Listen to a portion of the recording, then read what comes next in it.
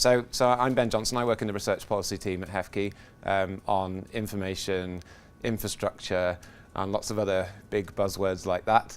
And I was in charge of developing the policy for open access in REF 2020, as we're not officially calling it, but that's a way of making it happen. So we'll call it REF 2020 for now. Unlike Alma, I'm quite new to this. I've been working on open access for about a year or so, but I do have the grey hairs to show for it, which have come about as a result of our wonderful two-stage consultation process.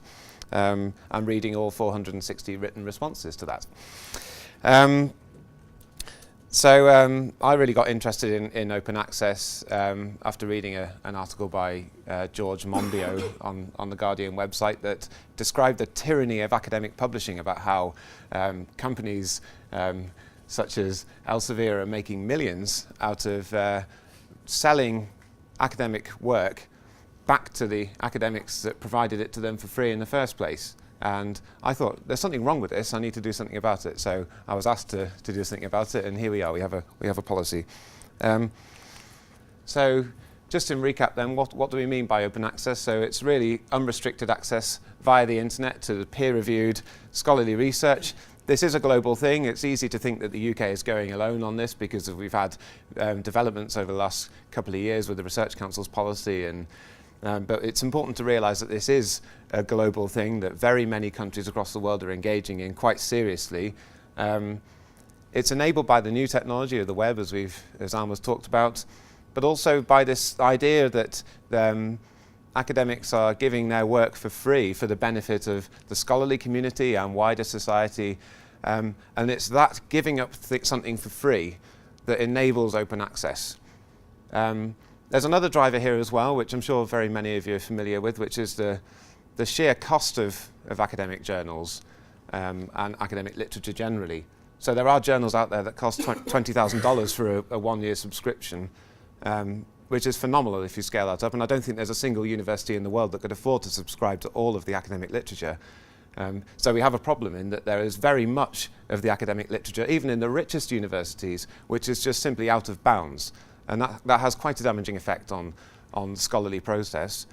But there's also so much of it out there.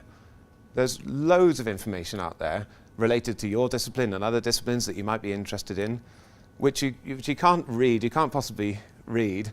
And so one of the benefits of open access is that it allows for reuse by technology of this literature, so that you can perform things like analytical text mining and find things out there in the literature which are of interest to you, so that you can then apply those in your own work.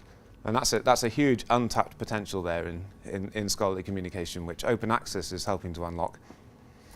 But we also have these other drivers. We've got the political will to make open access happen, particularly in the UK.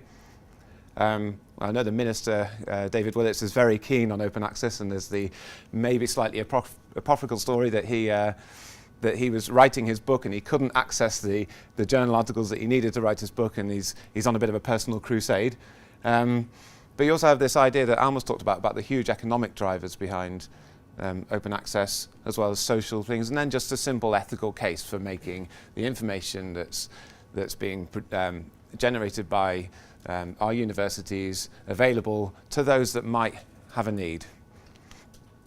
So I'm afraid that no presentation on open access would be complete without this, which is to get into some of the slightly geeky terminology around open access. And it really comes, as I like to think of it, it comes in two flavors. The first is free as in beer, the gratis open access. And this is really thinking about the top priority of open access in my view, and in HEFKE's view, is being able to read the stuff which at the moment is locked away behind paywalls, and making that free so anybody with an internet connection can read it. And then on top of that, we have the idea that the literature is available for reuse, so that people can take things, do interesting things with the literature, perform things like text mining, combine different bits of scientific material and into new forms, and that's the kind of those sorts of reuse we think of as free as in speech, so the Libra open access. And there are the two routes. I'm sure you all know these, or at least heard people talking about gold and green. Gold open access being open access provided by the journal or the publisher, and green open access being provided by a repository. So we have had some movements towards open access in the UK recently. I mean, the UK has been thinking about and working on open access for a very long time. And back in 2004, there was a select committee report that advocated for the wide uptake of green open access in the UK, and lots of institutions have introduced open access mandates around that time. But we have the Finch report in 2011, which I think has really brought this to the forefront of our minds. And I think to remind you about what the headline of that was, it was that Janet Finch and her committee decided that the best way to deliver open access for the UK, for the research publications in the UK, was via the gold route, although green is acknowledged in government policy as a valid route for open access. Now this report has generated a lot of debate in the UK about open access and what it might mean. And I've just put on this slide some of the things that have been surfaced in debates around open access over the last few years since the Finch report, and the things that have come as feedback to HEFCE in the consultation on open access. And the big one is the one in the middle, which is money. And the obvious thing about open access is that for a long time, for centuries, scholarly publication has survived on a model where the reader pays. And it's the reader paying for the publication that supports the entire publication infrastructure. So where the reader isn't paying, who pays? And that's the big question. Now with green open access provided by repositories, there is going to be a cost to setting up the repository and staffing it and introducing processes and upkeep. And with gold open access, there's a cost. The journal has to get its income from somewhere. Now, whether it does that by article processing charges or through some other means, that money comes from somewhere. And where journals that are subscription journals are offering a hybrid option for individual papers, we have noticed deep concerns in the higher education sector about publishers just increasing the amount of money they get while they continue to sell the subscriptions to institutions, often as part of big bundles of subscriptions, and then are charging article processing charges on top of that, and are making quite a lot of money out of it. So money is a big issue. And then moving around, so the Creative Commons there is just to illustrate that there are issues around licensing as well. So allowing people to freely reuse and recombine the scientific literature and literature in the humanities and social sciences in new ways requires more liberal licenses than might be required for straightforward free access, for free to read. And those licenses have certainly not received an uncontroversial reception in the sector. There are very many people, particularly in the humanities and social sciences, who are very concerned about the idea that someone could take their work, break it down into small pieces, possibly recombine it, maybe even put their own name on it, pass it off as their own, do other things with it, and the idea of the integrity of the scholarly form is lost, or possibly threatened. There are also concerns that people might be able to take the work, the scientific literature, put a nice box around it, and then sell it on for money at the service of private industry trying to get into higher education, and undercutting the traditional universities in the UK, and that's subsidised by the academics and the research that happens in UK universities. And people are very concerned about these particular things. All of those are impossible under very restrictive licenses, but if you impose very restrictive licenses on the literature, then all the benefits of it are lost. For instance, one of the particular benefits that comes to mind is the ability for a lecturer to print out several copies of an article to hand them around to people in a seminar. Even if the article is free to read, it is often the case that that is not allowed and without paying some money to the Copyright Clearance Centre or Copyright Licensing Authority just to be able to print out a copy of the article and hand it around, which is a bit of a ridiculous situation. And you'd think, no way, that wouldn't be allowed. But actually, in an environment where universities are increasingly being seen as commercial entities, a non-commercial license would forbid that kind of activity without money being paid to publishers. So we're in a bit of a pickle here about licensing. Also, if I go anti-clockwise, you've got the issue of embargoes. Now, very many publishers, and I'll come on to this in a minute, very many publishers will allow green open access. They will allow authors to take a copy of their peer-reviewed paper and put it in the institutional or subject repository or up on their personal website without any trouble whatsoever. They've allowed that. But very many of them specify that you need to wait a year or a couple of years or sometimes 3 years before you do it. And if we have those sorts of delays being introduced into the scholarly communication process, it undermines the need for people to be able to access the literature, particularly in things like biomedical sciences, immediately. And it's really in conflict with the idea that open access means immediate open access to the literature, not open access after some arbitrary length of time where the publisher has decided it must ask people to wait a couple of years before getting its income back. But these long embargo periods have received quite a lot of support from certain voices within the academic community who are quite concerned about their journals, and particularly the journals of learned societies, which is the next one down there, who might not be able to survive if all of their subscription income is lost because people are being able to access the articles free of charge in the repository. And that's a real problem for them. So they want these embargo periods in place in order to make sure that they can continue to sell the journals. And this is a sort of a compromise, but it's not a particularly good compromise. And I think most people who support open access would like to see embargo periods decreasing in the long run. And then finally, the idea of freedom. Now, I'm sure all of the academics in this room would not disagree that open access is a good thing, and that it's at least in principle, is something that should be widely supported.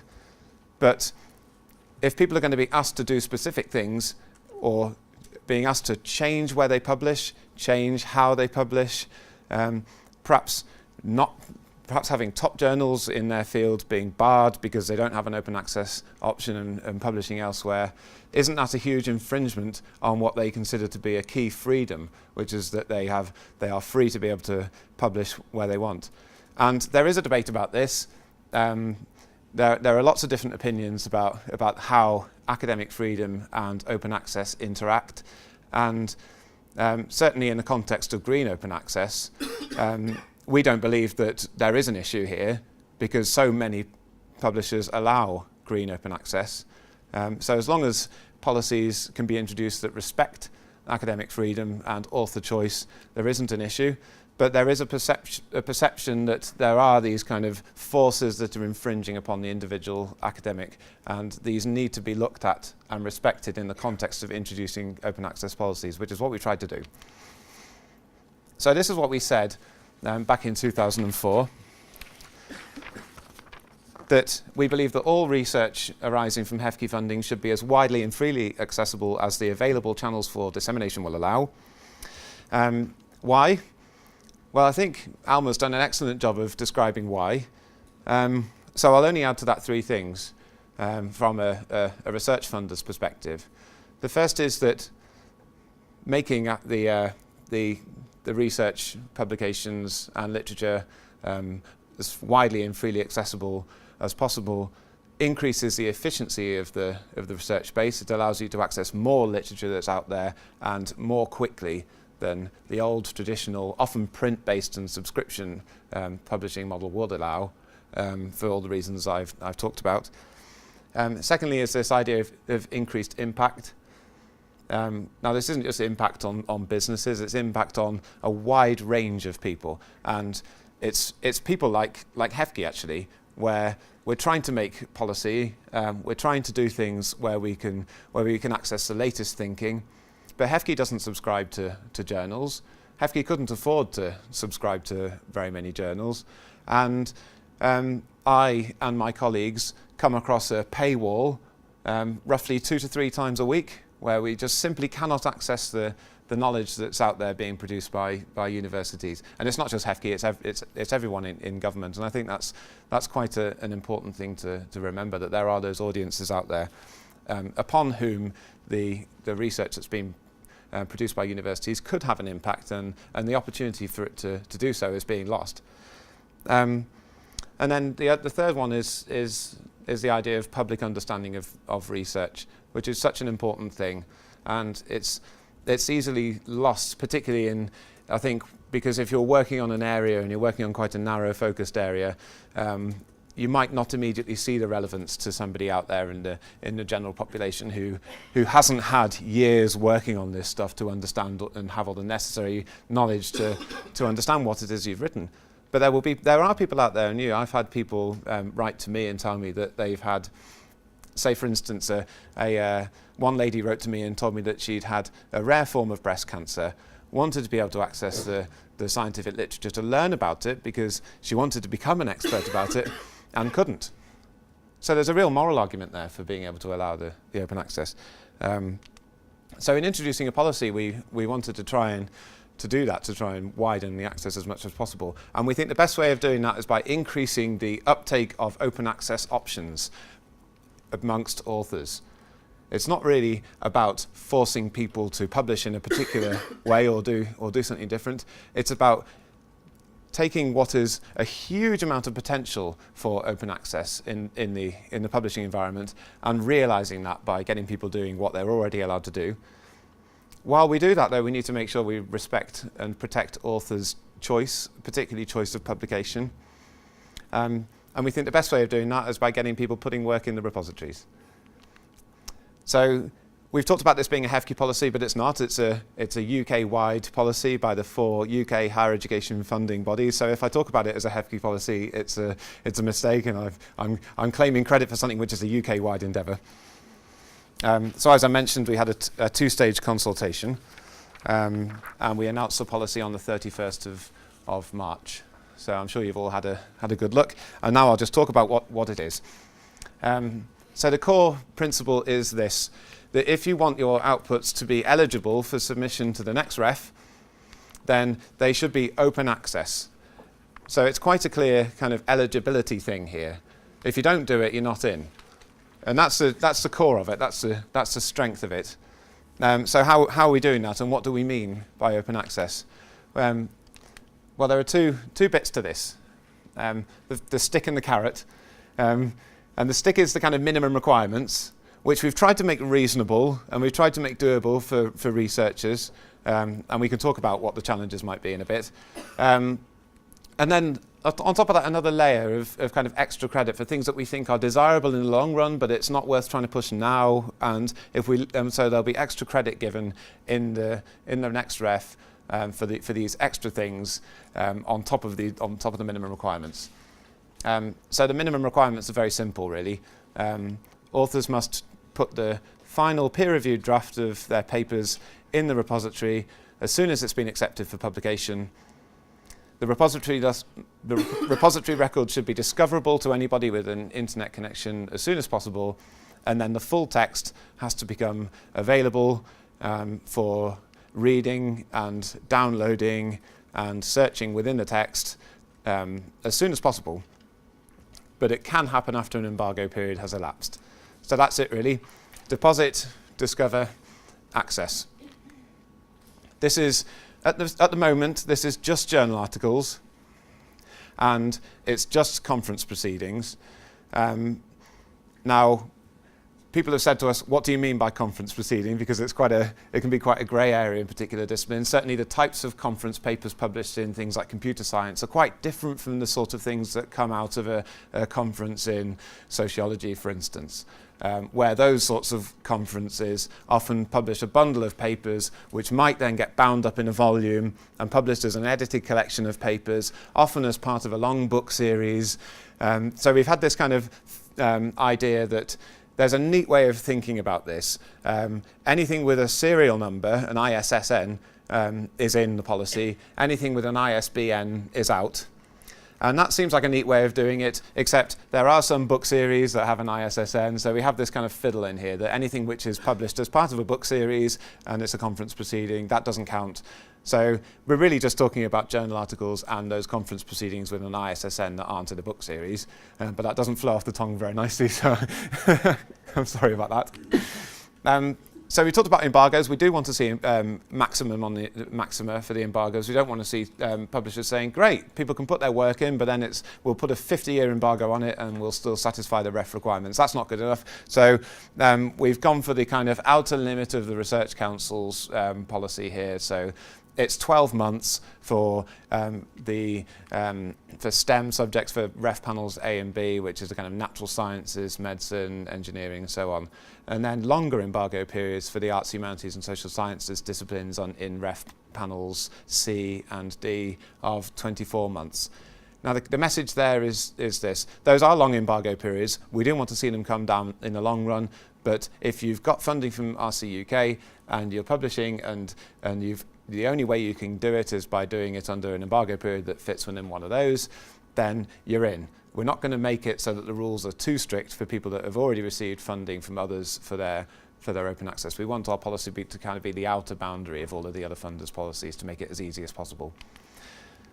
Now, this figure is in here, and it's quite an important one. And it is to say, how much of the research can fit these rules? How much of the ref submission would fit within those rules that I've described?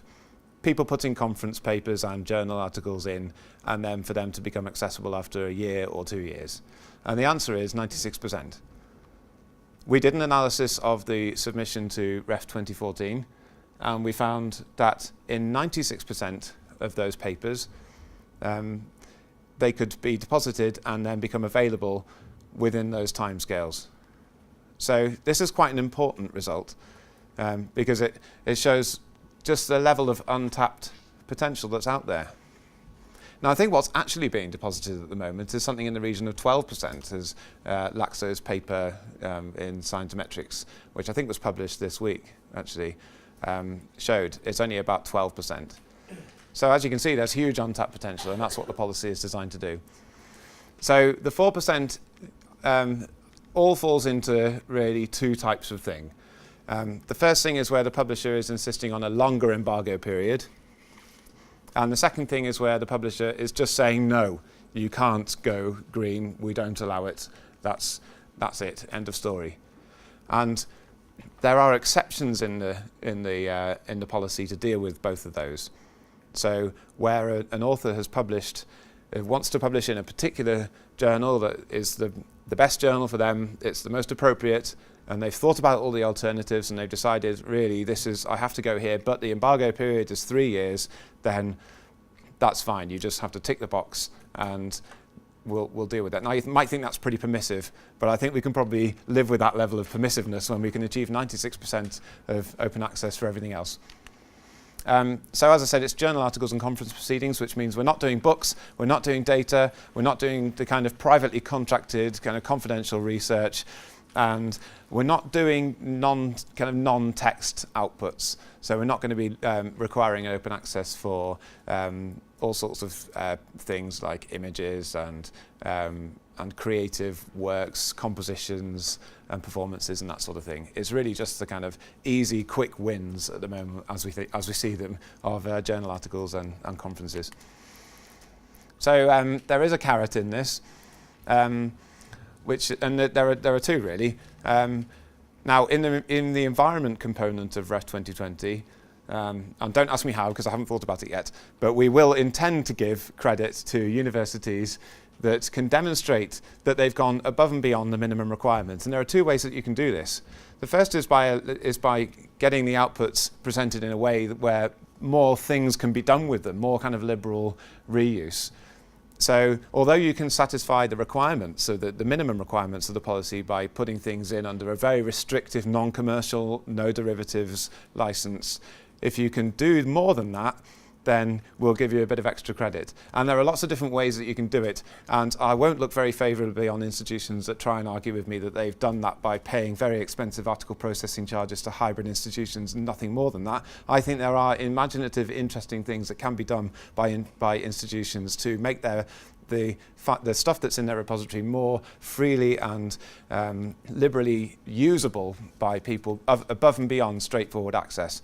But I'm really going to leave it up to you to work out what exactly that means. And if I told you what I was expecting in great detail now, then in 2020 I would have completely failed to predict the future. So I'd best leave that. And then the other thing here is if you can do it for the outputs that are out of scope. So that would be books and other types of output, but also anything over the next couple of years, because the policy is going to kick in on the 1st of April 2016. So it's anything that you can get deposited up to then and demonstrate that you've made a really good stab at trying to get all of your work in the repository now.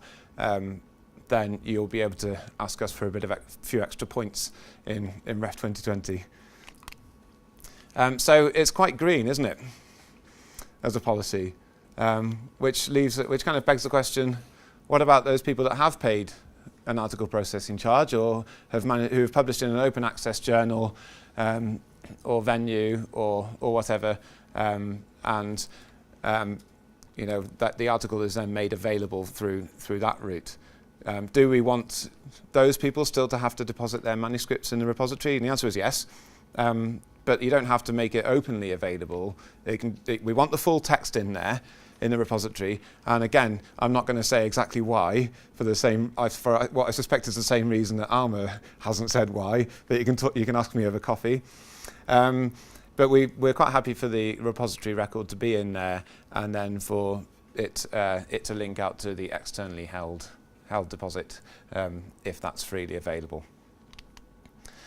So in the spirit of these things, when we're looking at something that's really about how we're going to move forward, I'm going to offer a prediction of what I think the effects of the policy are going to be, and it's now being recorded on tape, so you'll be able to check back to see whether I was right. But I think this will lead to a significantly greater uptake of open access options by authors. Even within current publishers' policies, we can get significantly more of our research available open access. We're talking about 96% here within the 1 year and 2 year embargoes. If we make those embargoes shorter to 6 months or 6 months and then 12 months for the humanities and social sciences, then it's about 67 or 68%. So that's a lot more than 12%, and it's inevitable that will happen as an effect of this policy. What's also going to happen is that repositories are going to become more widely used and more visible, I think, both within institutions and outside of the institution. Lots of repository managers have told me that this is what they've been waiting for quite a long time, because the repository has become slightly unloved in some institutions and a bit forgotten about and not seen as a top priority for senior management, and sometimes not even seen as a big priority within the library, if that's where it is, or within the kind of overall research offices and things.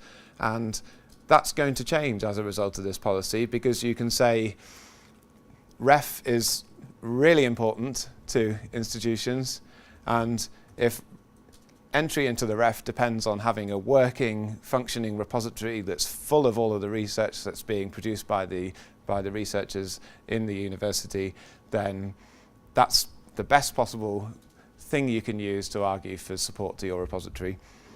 And you might want to do that by introducing mandates to ask people to deposit their work. So I suspect we'll probably see quite a lot of that.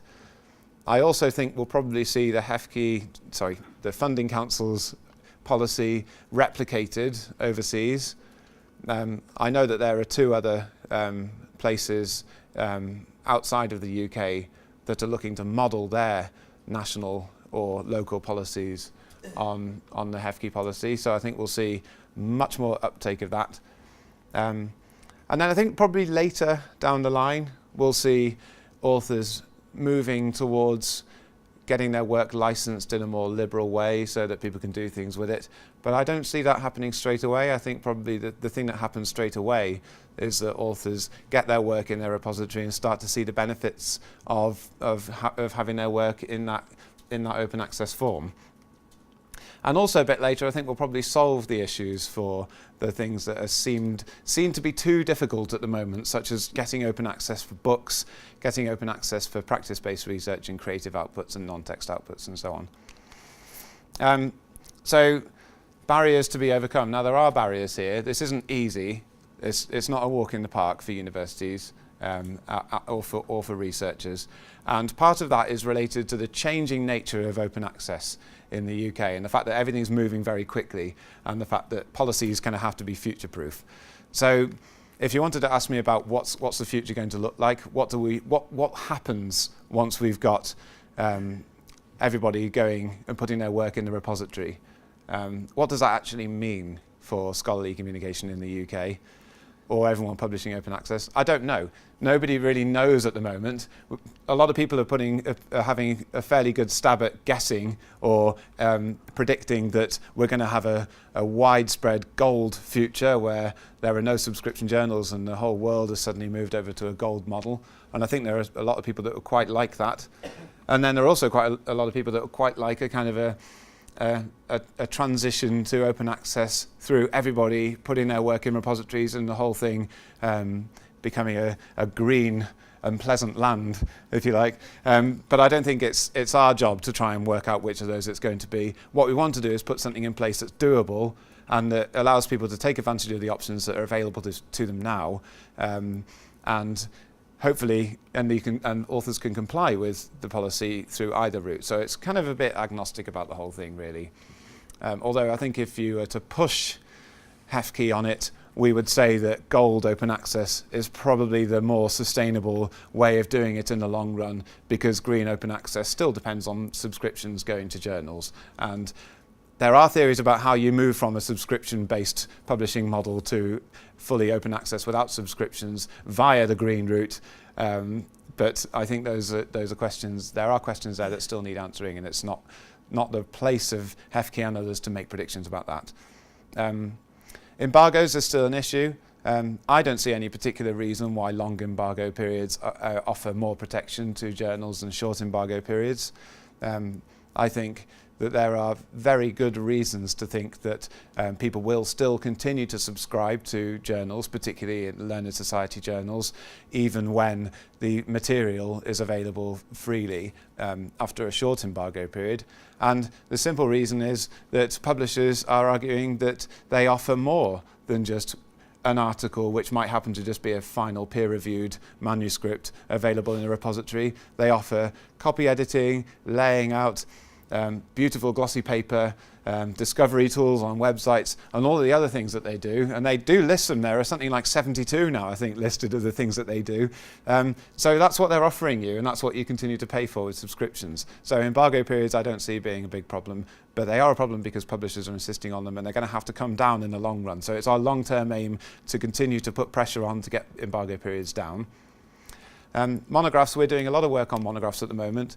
In some ways the issues are quite similar to journals. You know, it's not that different in a digital world to think of a monograph as being, to see monographs and journals differently. One's just a longer version of the other that happens to have chapters, right? But I think there are issues about monographs, particularly because the print copy is so valuable still to very many academics. It's still essential in many cases to give a print copy of your monograph to your promotions or appointments panel to demonstrate that you've done a serious piece of work. Very many appointments panels are saying that they won't look at an e-publication of a monograph, which is a real worry. But we have to kind of respect that. And there's also the issue about there's extra money involved in monographs because peer reviewers are paid, and where does that money come from if no one's buying the books? So there are kind of very complicated issues around this, and I don't think straightforward, simplistic ideas about green versus gold are the way to go with monographs. So we're going to have to do some work, and we are doing some work on that with Professor Jeff Crossick in charge of a project which is going to report in about probably about September time now, looking at all of the issues around monograph publishing and open access. And then there are the kind of other types of output that I've talked about. So it's particularly important, I think, for creative and practice-based research. You know, if I think about my experience as a musician, open access presents a real challenge to me as a musician, because I've written the work, and if I compose something, I don't want to just give it away for free and kind of undermine a future revenue source for the pension fund, if you like. And I think quite a lot of academics feel the same way about their creative and practice-based work. They don't want it freely reusable by everybody, freely accessible, because it's something over which they have quite a strong personal hold, and that's quite common, I think. Now, there are questions then. You could say, well, if you're getting money from the taxpayer and you're getting kind of public money through, working in a university doing this stuff, then you don't quite have the same luxury to be able to say, it's mine and I will do with it what I want. But I think there are greater sensitivities there, actually, which need to be thought through and kind of really, really given some proper attention in a way that they haven't been in the past, because we've been so focused on text-based outputs. And there is an appetite there. How do we do open access for creative and practice-based outputs? And HEFCE is being asked to think about it. So that's probably going to be my job once the monographs project is finished, is to start thinking about how we do it for all the rest. And the last two here are kind of at the end, but I think they're quite important, and they're probably the most important barriers here. The first is that the HEFCE policy, the Funding Council's policy, is going to require quite a lot of behavioural change in universities. We know this, we fully accept that this is going to be quite a difficult thing to do. There are reasons why it's difficult.